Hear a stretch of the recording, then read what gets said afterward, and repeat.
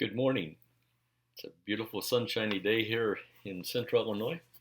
I trust your day is off to a good start also. As we wind up week 2, I just went back and reviewed the assignments for this week, and in some ways you may say this is so irrelevant, but from being a pastor for many years, these are nuts and bolts of how to be an effective leader. It's one thing to teach people how to build relationships. It's another thing, totally, to stimulate them, motivate them, disciple them to build intentional relationships with people in their community, whether it's around their home or at work or in the church community. That's the tough work of ministry. Many people will say yes to teaching, but they don't want to be challenged to go out and build relationships. So that first assignment is very practical.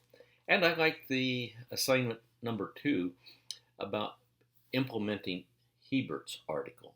I think he's right on so many things. I love the definition of how culture is how we do things, our language, our eating habits, our work habits, our pleasures for recreation.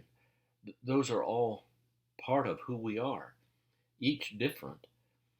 But how can we implement these specific questions in our local church ministry? Now, I know you may not have the authority to do this because you're not in leadership. But if you were, how would you recommend implementing his concepts? And the discussion board that's not an easy answered question, but I think it's an important one for us to think through to determine when we have not accommodated enough and when we have accommodated too much. It's an ongoing debate or matter of interaction, prayerfully seeking the Lord about those things. But it's so easy to go one way or the other and not be doing what Jesus would want us to be doing in our cultural context. Hey, you have a great weekend. I want to encourage you, if you haven't already, to do assignment 5.1.